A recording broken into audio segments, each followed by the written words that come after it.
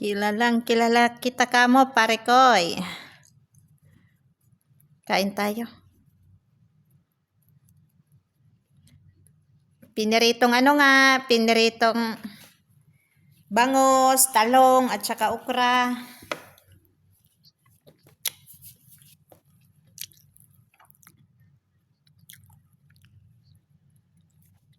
Saan punta? Saan ka punta? Saan ka punta?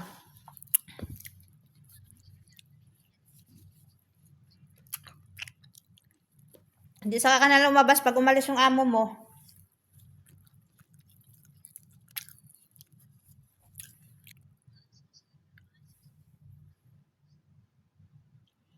Wala pa yan kasi hindi pa tapos yung exam.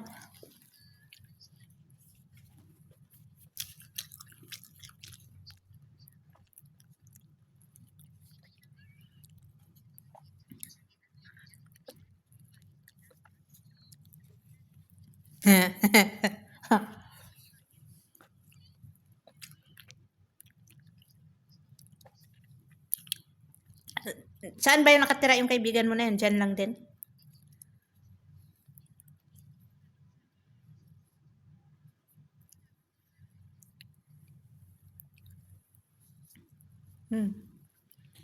Hindi na magsabi na ano.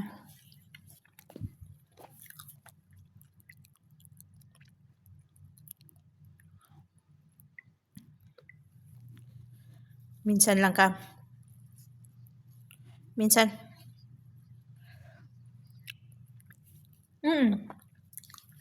Meron naman dyan, maraming malawak. Yung sa pinunta ni na Maria dito sa Cornes, maganda, buhangin, akala mo parang sa Boracay.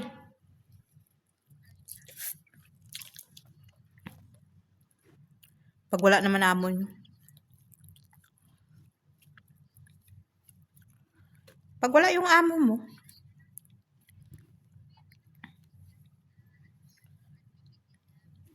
Meron nga yung yung ba yan,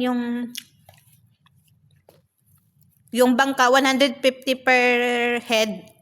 Kasama na yata yung pagkain. Kasama pagkain. Diyan lang din. Cornes to Obhor yung saan ba yun? Cornes to Obhor yung trip. Balikan na yan. Maganda yun.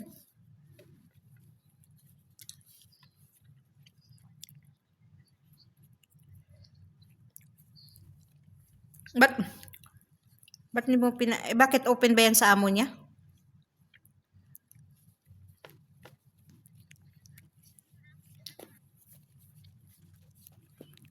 Isa lang yung amo? Maganda.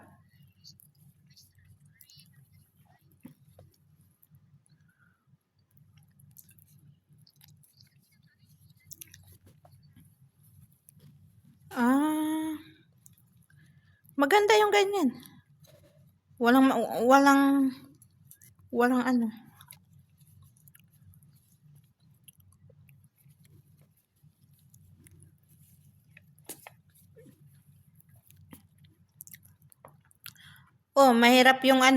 Mahirap yung palipat-lipat na may edad ka na.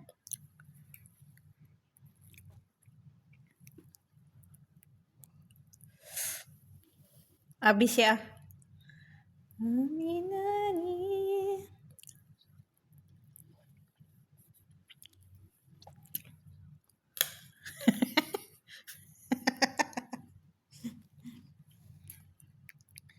Ay, naka.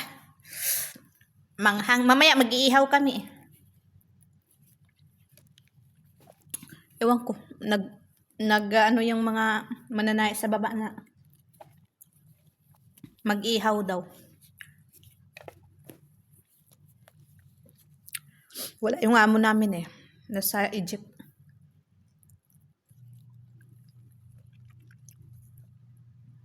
Kaya ngayon ko lang naluto yung bangus ko kasi lumayas eh.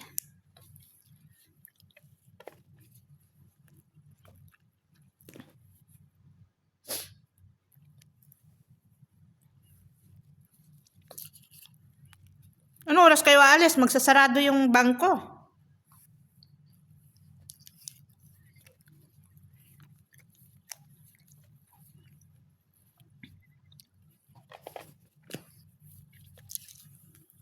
Bakit wala siyang trabaho?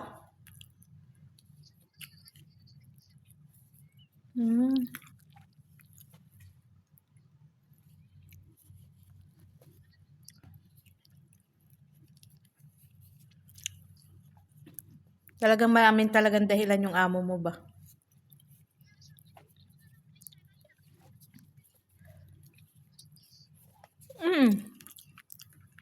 Kung nagpadaan ka sa maniho nyo.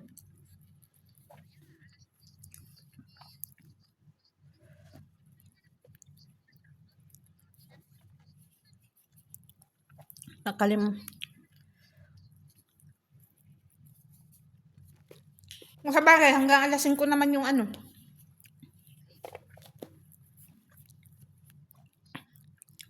Malapit lang naman, may malapit naman yata dyan na padalahan sa inyo eh.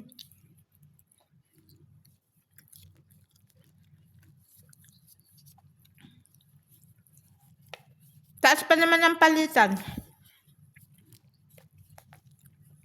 1567 na isang araw. Kagabi ba? Padala ko sa mga anak ni Victor eh.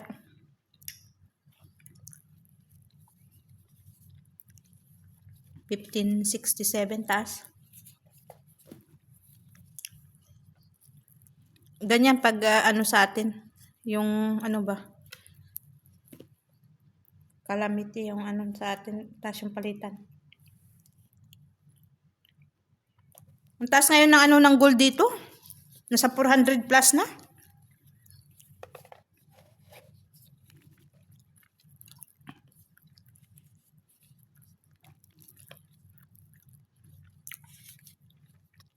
Ang taas ng ano tumaas nga yung ano tapos tumaas din yung yung ano gold.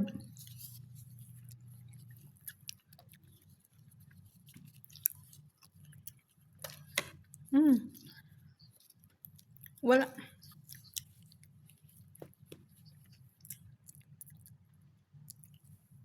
$400 plus, Diyos mio. Umabot na ng 5,000 may yan Philippine money. Gram.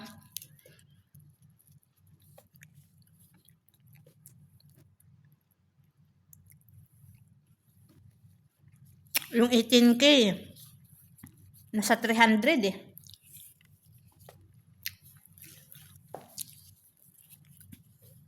Sabi ko, ano ba yan? Hindi tayo makabili nito.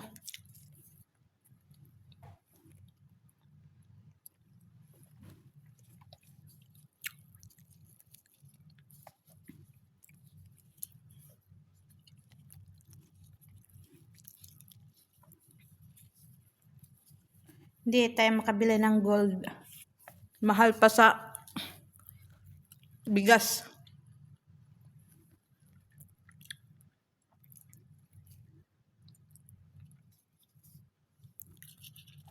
In-steam ko lang yung okra eh. Sarap. Yung tira ito na okra na niluto ko, nagpabili ako 1 kilo, marami pala.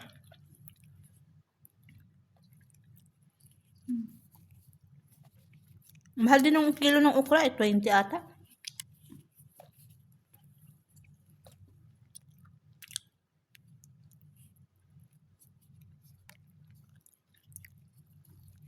Pinatid niya yung pagkain doon ng best friend niya.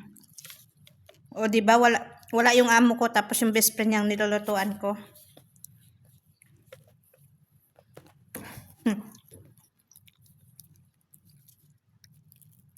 Wala siya. Best friend ang nilulutuan ko.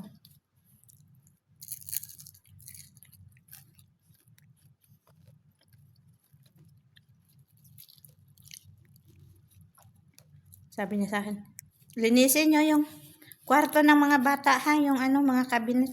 Hindi ko naman trabaho yan, madam. Ay, inutos ko sa katulong niya. Ay. Swerte. Kala makapagpahinga sa kusina pag wala kayo ngayon. Kaya mo yung isa magtrabaho. Sabi niya sa akin, ayun nga. Sabi niya nagpaalam din to kagabi na aalis nga siya bukas. Magdi-day off. I-day off ko rin. Yung amo ko darating ng Friday ng gabi. Sabi niya, sabay-sabay ka. May dentist nga daw siya. Tapos, sabi ko, hindi, saka mo yan palabasin pag dumating kayo ng Friday ng gabi, saka mo siya palabasin. Hindi yung pasabay mo yan sa akin tapos walang tao yung bahay.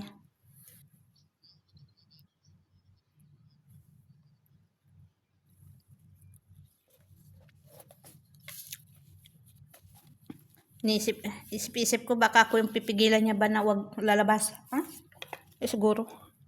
Pagkalam ko sa inyo. Di off ko, madam.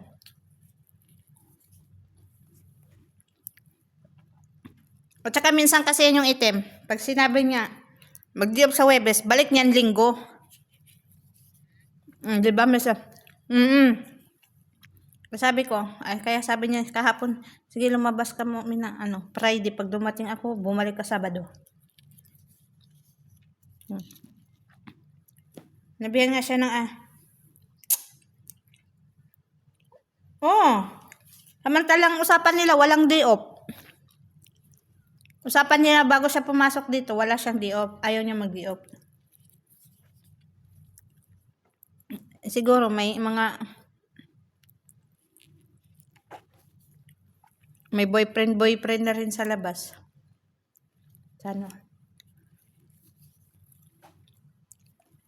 Sana all may boyfriend.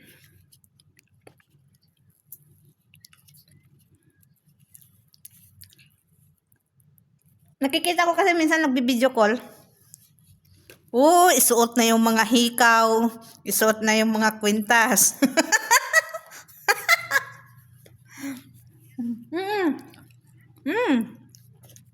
Isuot niya na yan. Tapos, mag-aayos na siya ng buhok niya, yung headband niya.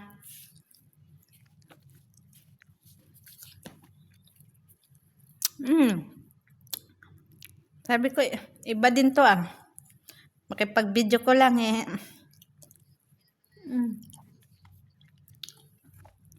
suot niya yan. Mga bracelet niya.